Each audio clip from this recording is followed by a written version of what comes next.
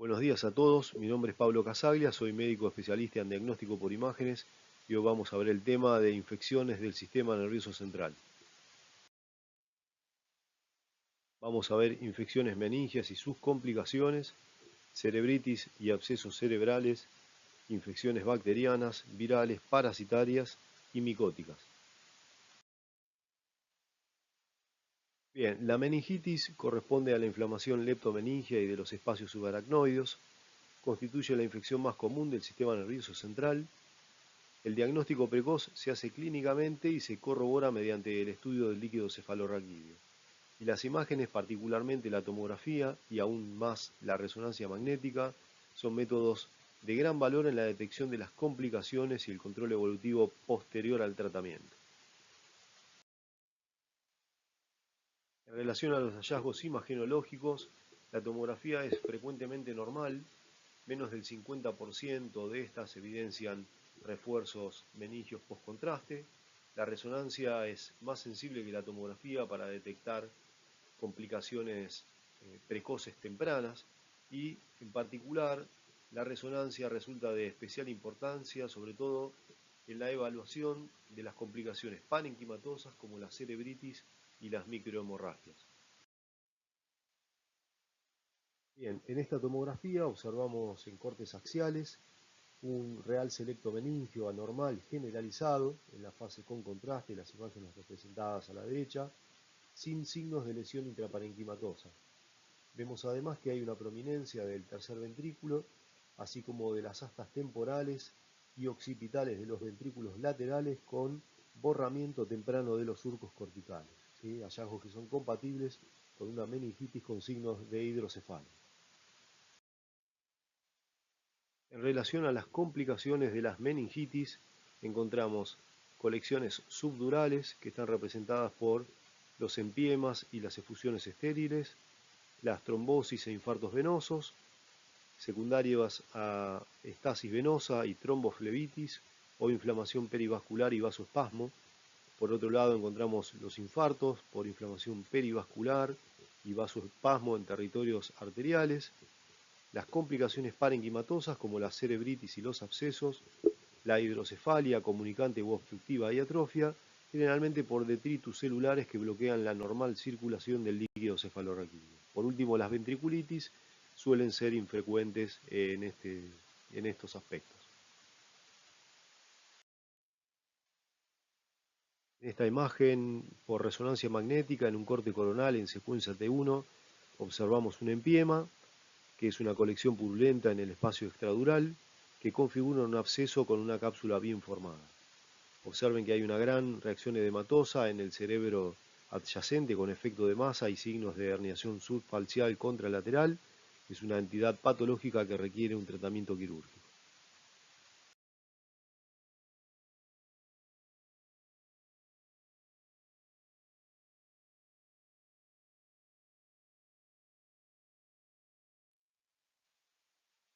Bien, en estas tomografías, en los cortes axiales, observamos a la derecha una meningitis en un paciente de 5 meses por Haemophilus influenzae. Fíjense que se visualiza un realce meningio significativo y se observan colecciones subdurales bilaterales que corresponden a efusiones subdurales de tipo estériles.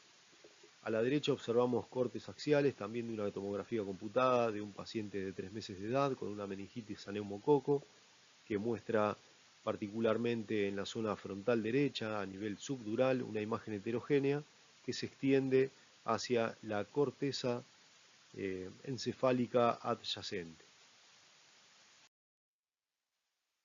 En estas imágenes por resonancia magnética del mismo paciente que habíamos visto anteriormente, observamos que en topografía frontal derecha, arriba a la izquierda, en el corte axial en secuencia T2, vemos un área serpinginosa hiperintensa que en la imagen superior derecha, y representada por la flecha amarilla, en secuencia T1 muestra un realce postcontraste endovenoso. Son áreas de refuerzo cortical focal que son áreas compatibles con cerebritis. Las imágenes de abajo, en secuencia T1 postcontraste en cortes parasagittales a ese nivel, observamos ese mismo realce tipo serpinginoso sobre la región cortical derecha. Es importante destacar que en relación a la cerebritis y los abscesos existen 4 estadios en base a su evolución cronológica. La cerebritis temprana comienza entre los 3 a 5 días posteriores al proceso inflamatorio y se caracteriza por un foco de edema mal definido, sin refuerzo tras la administración de contraste. La cerebritis tardía se da entre los 4 y 14 días, donde el edema comienza a ser más difuso y comienza a visualizarse un refuerzo de tipo parcheado. Los abscesos tempranos comienzan a configurarse alrededor de las 2 semanas, visualizándose como un refuerzo tenue en anillo mal definido, para finalmente llegar al absceso tardío, que se da entre semanas a meses posteriores, donde se observa un refuerzo completo anular de tipo grueso. Como ya habíamos visualizado entonces, la cerebritis se observa como áreas al inicio de este proceso inflamatorio que son ligeramente difusas e hiperintensas en secuencias por resonancia magnética T2 y FLAIR. El absceso configura una lesión focal con refuerzo anular, donde la cápsula presenta un halo hiperintenso espontáneamente de señal elevada en T1, hipointenso en T2 y de una baja señal en la secuencia eco de gradiente. Existen una serie de complicaciones también en base a estos hallazgos, como la formación de abscesos satelitales, ependimitis y leptomeningitis. Cuando estos abscesos se abren hacia el sistema ventricular pueden provocar una pigoventriculitis. Es importante además mencionar que los abscesos provocan en su mayoría la restricción de la difusión a través de una señal que es hiperintensa, como veremos en las próximas imágenes. En estas imágenes arriba, en secuencias T1 y tras la administración de contraste, observamos el caso de una paciente femenina de 64 años de edad con fiebre, vómitos y rigidez de nuca. Podemos evidenciar en estas imágenes un refuerzo leptomeningio y abajo, en las imágenes representadas por los cortes axiales, en la angioresonancia en fase arterial y venosa, vemos que donde marca la flecha amarilla hay ausencia de flujo en el seno transverso derecho que corresponde a una trombosis venosa, cuyo punto de origen podría haber sido a partir de una otomastoiditis visualizada en la imagen de abajo a la izquierda con una señal ligeramente hiperintensa y cercana a la región petrosa del temporal. Como otra de las complicaciones asociadas, observamos en esta resonancia magnética una colección de morfología lenticular en fosa posterior derecha, adyacente a la región mastoidea, que muestra signos de mastoiditis. El contenido es hiperintenso en T2 e hipointenso en T1, con realce tras la administración de contraste compatible con un absceso epidural representado por las flechas amarillas. La vena yugular derecha y la porción proximal del seno sigmoide derecho están ocupados por un material que evidencia el realce posterior a la administración de contraste, compatible con una tromboflebitis aguda.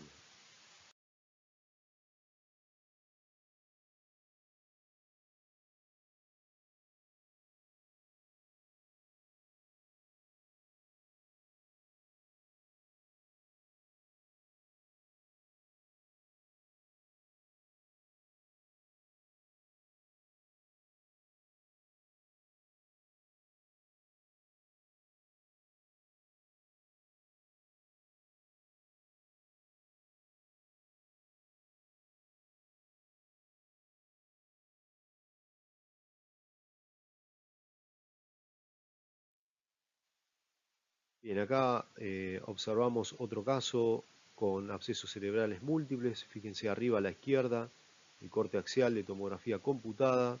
En la región frontal izquierda se visualiza una zona focal hipodensa con un tenue realce en halo periférico tras la administración de contraste y tiene además signos de edema vasogénico.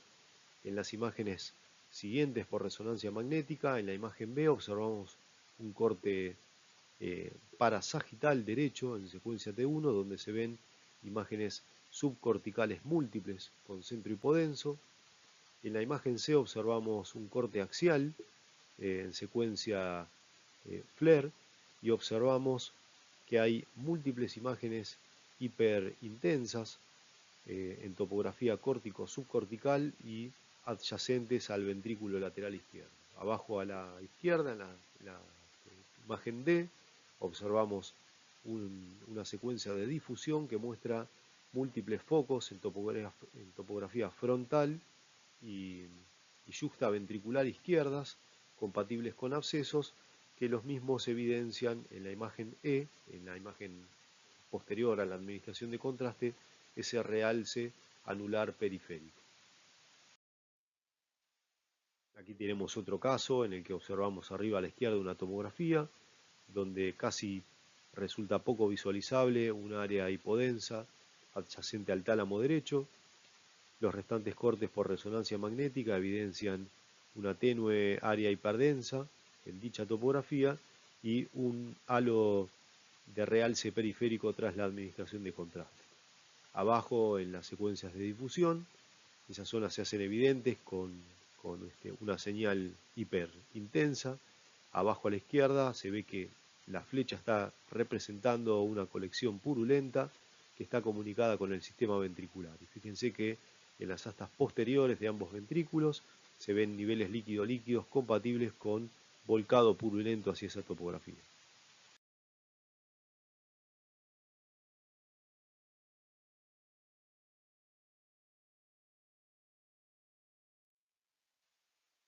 Por lo tanto, vemos la presentación típica de los abscesos cerebrales en resonancia magnética, representados por zonas que pueden ser uni o bilaterales, en donde las cavidades del absceso muestran señales bajas y altas en secuencias T1 y T2 respectivamente, muestran un extenso edema vasogénico circundante con presencia de cápsulas maduras. Además, en la secuencia de difusión muestran una señal hiperintensa y una caída en el mapa de ADC confirmando la restricción de la difusión. De esta manera y en relación a los abscesos que vinimos visualizando en las distintas secuencias y métodos imagenológicos, notamos que las lesiones con realce anular periférico tras la administración de contraste plantean un amplio espectro de diagnósticos diferenciales. Entre las más frecuentes encontramos los astrocitomas como lesiones primarias del sistema nervioso central, las metástasis, los abscesos o los granulomas, los hematomas en resolución o los infartos en etapa subaguda, mientras que son menos frecuentes los aneurismas trombosados, las lesiones desmielinizantes en actividad, el linfoma asociado a SIDA y la radionecrosis.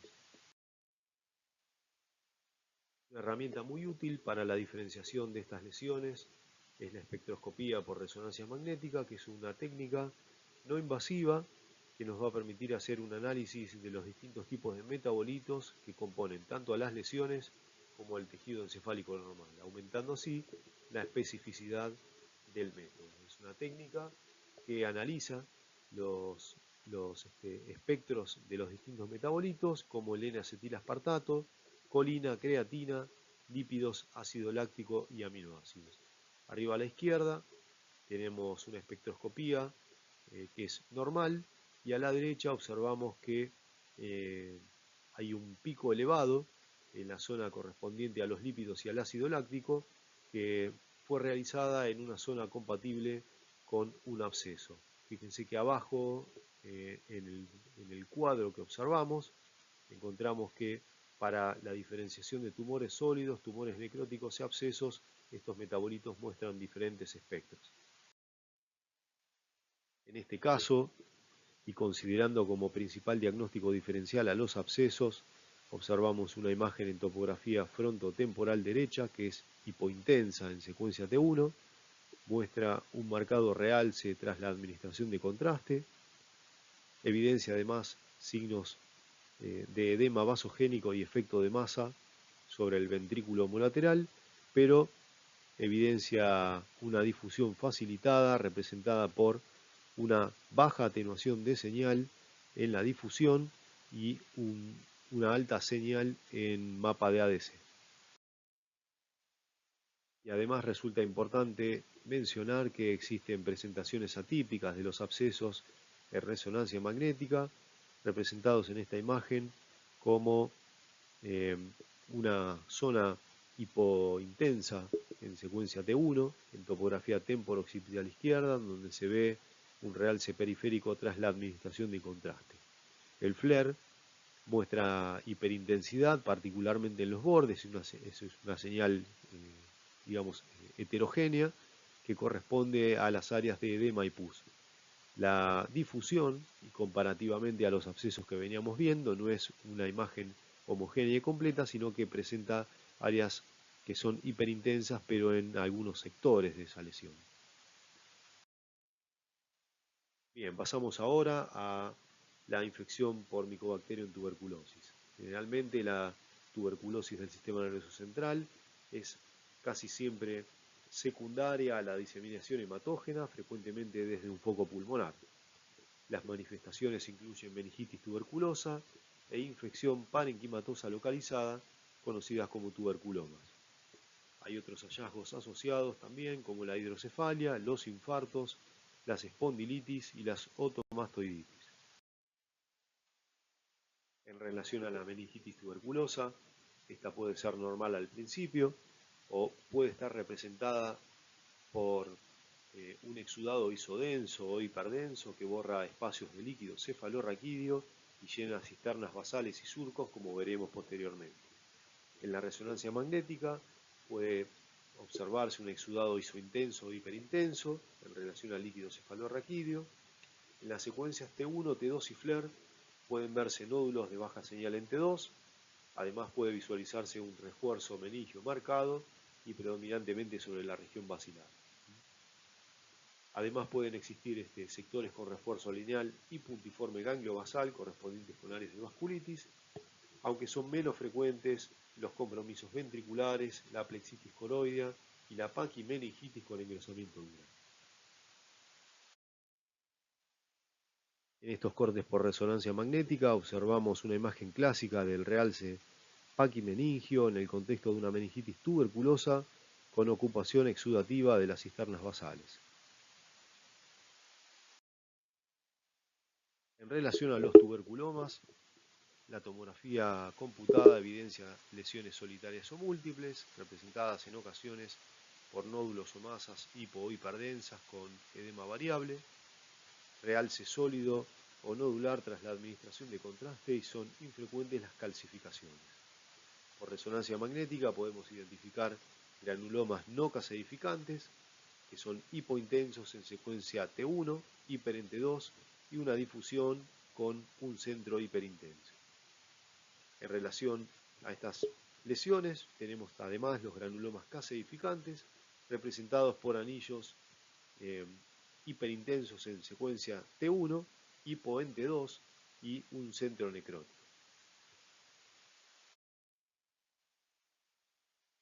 En este caso observamos la presencia de un tuberculoma no caseificante con las características que mencionábamos. En los cortes en secuencia T2 arriba vemos que los mismos muestran una señal hiperintensa en T2 con un extenso edema vasogénico adyacente, y en las imágenes inferiores en secuencias T1 muestra baja señal en esta secuencia con un importante realce nodular periférico. En estas imágenes observamos tuberculomas no caseificantes en topografía ganglio basal derecha. Los mismos evidencian señal de baja atenuación en secuencia T1 con un importante realce capsular tras la administración de contraste endovenoso. Los tuberculomas caseificantes, y a diferencia de los anteriores, están representados en esta imagen por esa lesión en topografía occipital izquierda que muestra una baja señal en secuencias T2 y GRE, es isointensa en secuencia T1 y además evidencia una difusión de baja atenuación, así como en el mapa de ADC con un tenue realce posterior a la administración de contraste. En este otro caso observamos una imagen en topografía parieto-occipital derecha con un intenso realce parietal tras la administración de contraste, con signos de edema vasogénico adyacente y signos de volcado intraventricular. Pasamos ahora a la encefalitis herpética. Es la causa más frecuente de encefalitis fulminante en niños y adultos. Está causada por los virus de tipo herpes simplex 1 y 2. Tienen una predilección por la corteza límbica, esto es lóbulos temporales, corteza insular y circunvolución del cíngulo. También pueden comprometer tronco encefálico y pares craneales, particularmente el trigémino.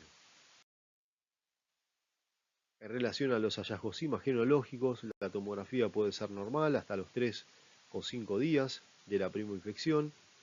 La resonancia magnética muestra como un hallazgo temprano, esto es a las 48 horas, signos de edema en la corteza temporal o del cíngulo, y particularmente es hiperintensa en T2 y FLAIR, que son cambios que pueden aparecer antes y se demuestran mejor en la secuencia de difusión. A menudo se extienden a la corteza insular sin signos de afectación putaminal, con refuerzo giral difuso y petequiado hemorrágico asociado. Esta es la imagen característica de una encefalitis herpética, donde se ve en topografía frontotemporal derecha una hiperintensidad de señal en secuencia FLAIR, en difusión y en T2. La misma muestra en la secuencia ecodegradiente una hipointensidad de señal correspondiente a un petequiado hemorrágico, y abajo a la derecha la secuencia T1 con contraste muestra un tenue realce giral en dicha topografía. Este es otro caso de una encefalitis herpética donde se visualiza una hiperintensidad córtico-subcortical en secuencias T2 y FLAIR en la región del sistema límbico izquierdo, que evidencia además restricción en difusión en relación a este proceso inflamatorio. En el control evolutivo se observa un área de hemorragia hiperdensa abajo a la izquierda en la tomografía computada, correspondiente con un área espontáneamente hiperdensa, y además muestra un efecto de susceptibilidad magnética en la imagen D, en la secuencia ecodegradiente, justamente en relación a este fenómeno hemorrágico. En la imagen E de la derecha se observa la evolución temporal de esa misma lesión, compatible con un proceso de atrofia. Pasamos ahora a la leucoencefalopatía multifocal progresiva. Es una afectación desmielinizante aguda producida por la reactivación del poliomavirus JC. Debido a su naturaleza progresiva en mal pronóstico, el tratamiento y la evaluación son primordiales. Recientemente, múltiples estudios han utilizado la secuencia de difusión para detectar zonas de actividad en pacientes con esta patología y monitorizar así su respuesta al tratamiento. En estos casos, las lesiones en la difusión se caracterizan por tener una señal baja en el centro y elevada en la periferia, lo cual indica actividad. Esto es un proceso patológico que está asociado generalmente a inmunodepresión, pacientes frecuentemente VIH positivos, trasplantados, pacientes oncológicos, en tratamiento quimioterápico, enfermedades mieloproliferativas y tratamientos con corticosteroides. Los hallazgos imagenológicos están representados por placas desmielinizantes hiperintensas en T2 y FLAIR, multifocales que afectan a la sustancia blanca subcortical y se extienden hacia las regiones profundas. La sustancia gris suele estar respetada hasta las fases avanzadas de la enfermedad. Hay afectación característica de fibras en U subcorticales, sin signos de refuerzo postcontraste ni efecto de masa. Hay además una propensión a la afectación de la región frontal y pared occipital, tálamo y ganglios basales. Puede en ocasiones estar afectado el tronco encefálico y el cerebelo. Como había sido mencionado, observamos en estos cortes de resonancia magnética, arriba a la izquierda en secuencia FLAIR, un compromiso frontal bilateral que es hiperintenso en esta secuencia. En secuencia de difusión se visualiza una hiperintensidad de señal periférica con una hipointensidad de señal abajo a la izquierda en secuencia T1 sin signos de refuerzo tras la administración de contraste. Es importante destacar que además en la espectroscopía representada abajo a la derecha se ve un pico de lactato y colina que son característicos de esta patología. En relación a la encefalitis por HIV, Esta es una enfermedad neurodegenerativa progresiva que resulta de la infección directa de células mononucleares del sistema nervioso central y células de la microglía.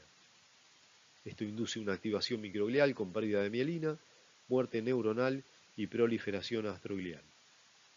Los síntomas incluyen demencia, alteración cognitiva, conductual y motora, conocida como complejo demencia-SIDA. Las imágenes están representadas por áreas de atrofia cerebral difusa e hiperintensidad simétrica en secuencia T2 a nivel de la sustancia blanca profunda y periventricular, sin efectos de masa ni realce tras la administración de contraste. Además, es importante destacar que la simetría de la afectación es la diferencia fundamental con la leucoencefalopatía multifocal progresiva, que tiende a ser asimétrica y afectar a las fibras subcorticales en U. Y en este caso observamos un paciente con signos de atrofia cerebral difusa, con hiperintensidad de señal de tipo simétrica en secuencia FLAIR, a nivel de la sustancia blanca profunda y periventricular, sin efectos de masa asociados. Consideren además, entre los estudios representados por las imágenes superiores e inferiores, el corto tiempo de evolución y cómo las lesiones descritas a nivel de la sustancia blanca periventricular se hacen mucho más evidentes asociadas a la amplitud del sistema ventricular.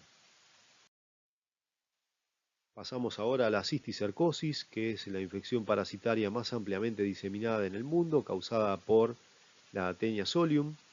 Es la causa más común de epilepsia en áreas endémicas de Latinoamérica, Asia, India y Europa. Existen 4 estadios, según la evolución del estadio larvario, en una forma vesicular, coloidal vesicular, granular nodular o nódulo calcificado, que es el estadio cicatrizado. En relación a los hallazgos imagenológicos, en resonancia magnética observamos lesiones hiperintensas en secuencia T2, con escaso refuerzo periférico puntiforme correspondiente al área de protoescólex dentro del cisticerco.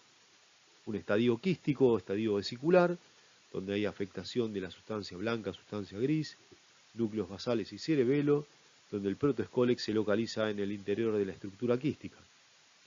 En el estado final, donde la larva muere, se observa la formación de una cápsula fibrosa que puede reforzar tras la administración de contraste, pasando luego a un periodo de calcificación y gliosis observado en la tomografía computada. En esta tomografía computada observamos la afectación bilateral, constituida por lesiones córtico-subcorticales bilaterales hipodensas, con pequeñas áreas puntiformes hiperintensas que corresponden a los protoescólex. En estas imágenes por resonancia magnética, a la izquierda en secuencia T1 y a la derecha en secuencia FLAIR, observamos múltiples lesiones de distribución bilateral, corticales y subcorticales, a nivel de la sustancia blanca superficial y profunda, correspondiente con estructuras quísticas, que evidencian pequeñas áreas hiperintensas centrales correspondientes a los escólex dentro de las estructuras quísticas. Y por último observamos en estos cortes tomográficos, los dos de la izquierda, lesiones múltiples bilaterales e hiperdensas compatibles con lesiones crónicas calcificadas. Pasamos ahora a la hidatidosis, que es una enfermedad producida por Echinococcus granulosus, cuya incidencia de localización encefálica es relativamente muy baja, observándose lesiones únicas o múltiples de tipo quísticas multiloculadas, con paredes finas, a veces calcificadas, sin signos de edema perilesional ni realce postcontraste endovenoso.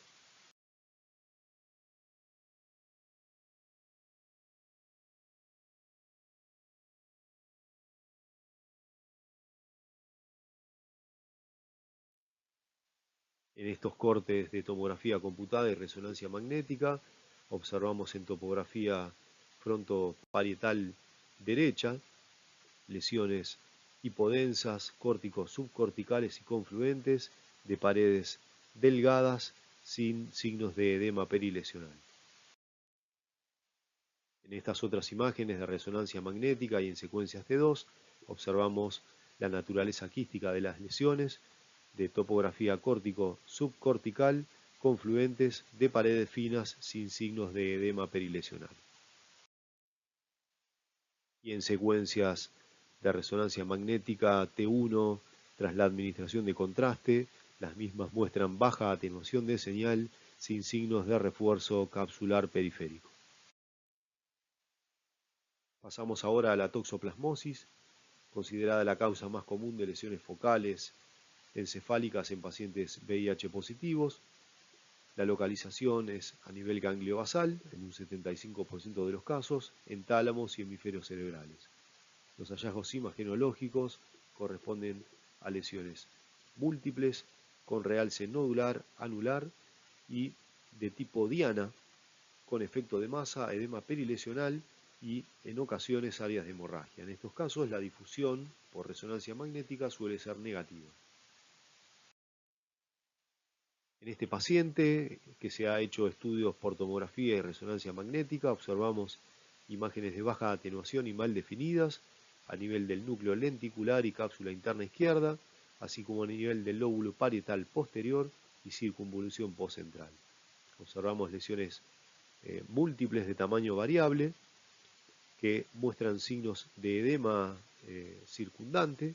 Las mismas son hiperintensas en T2 y algunas de ellas manifiestan bordes de baja atenuación con tenue realce anular tras la administración de contraste endovenoso, como vemos en las secuencias de la derecha.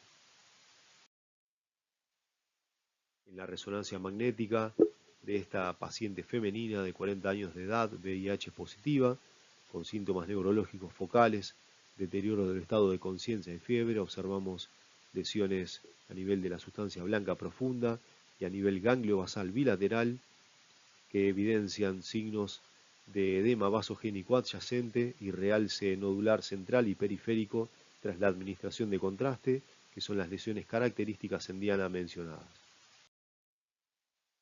Aquí vemos otro paciente en estudio por resonancia magnética, donde se ven lesiones múltiples bilaterales, córticas subcorticales, con extenso edema vasogénico asociado y realce anular postcontraste. Y por último, resulta de suma importancia mencionar el caso de una paciente VIH positiva con sospecha de toxoplasmosis, sin respuesta al tratamiento y de una afectación bilateral y similar al espectro imagenológico descripto, cuyo diagnóstico por anatomía patológica fue compatible con un trypanosoma cruzi, uno de los principales diagnósticos diferenciales a considerar en estos pacientes. La aspergilosis junto a la criptococosis constituyen las causas más frecuentes de lesiones focales en pacientes VIH positivos. Forman abscesos cerebrales múltiples y de distribución aleatoria, suelen simular infartos cerebrales con o sin hemorragia, desde focos rinosinusales hacia las estructuras meningias adyacentes. La localización suele ser territorios vasculares perforantes, pero suelen tener extensiones también más amplias. En la tomografía y en la resonancia magnética, las lesiones suelen ser múltiples con realce nodular anular, con efecto de masa y edema perilesional, con áreas de hemorragia asociadas y restricción en difusión.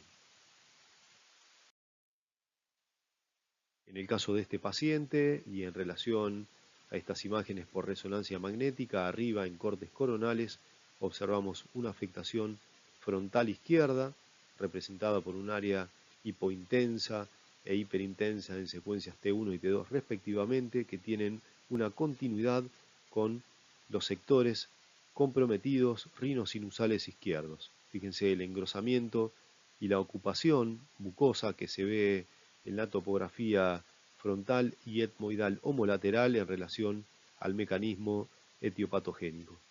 Abajo, en cortes axiales, se ven las zonas comprometidas con un tenue realce periférico tras la administración de contraste.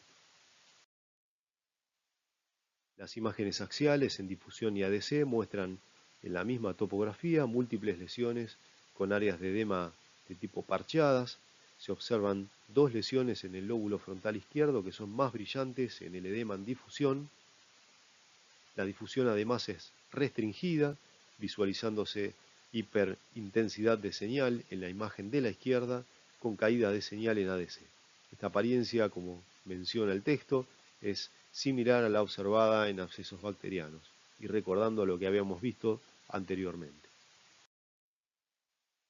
En este otro caso tenemos un patrón de afectación más extenso, donde en secuencias T2, difusión y ADC observamos focos bilaterales a modo de parches hiperintensos en secuencias T2 compatibles con edema.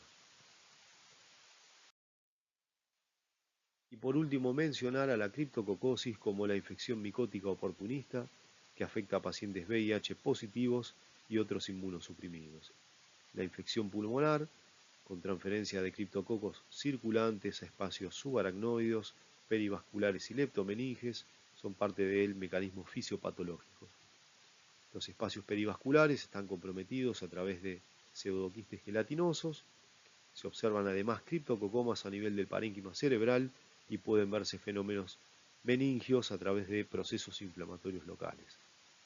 La tomografía y la resonancia magnética evidencian espacios perivasculares dilatados a nivel de núcleos grises profundos, como ganglios basales, tálamo, tronco encefálico, cerebelo y núcleo dentado. Estas lesiones no evidencian refuerzo posterior a la administración de contraste y es importante mencionar que el grado de refuerzo depende de la inmunidad mediada por células del anfitrión. Pueden verse además nódulos reforzados miliares o leptomeningios o criptococomas. Observamos en este paciente y en estos cortes axiales por resonancia magnética lesiones múltiples bilaterales a nivel de los núcleos profundos que son hiperintensas en secuencias FLAIR y T2. Y en esta imagen observamos la presencia de pseudoquistes gelatinosos representados en esa secuencia T2 en un corte axial como imágenes confluentes córticos subcorticales con edema vasogénico asociado, compresión ventricular homolateral y desviación de la línea media. Los criptococomas están representados en las imágenes de la derecha por esas imágenes profundas que son hiperintensas en secuencias FLAIR. Como conclusión, las neuroimágenes representan un papel importante en el diagnóstico de las infecciones intracraneales y complicaciones de la meningitis, colecciones cerebrales, trombosis e infartos arteriales y venosos, cerebritis, abscesos, hidrocefalia y atrofia. Las lesiones con realce en anillo constituyen un patrón imagenológico inespecífico y muy frecuente que forman parte de múltiples diagnósticos diferenciales. Bueno, eso ha sido todo. Les agradezco por su atención, espero que hayan aprendido, no se hayan aburrido y les deseo una buena semana. Saludos para todos.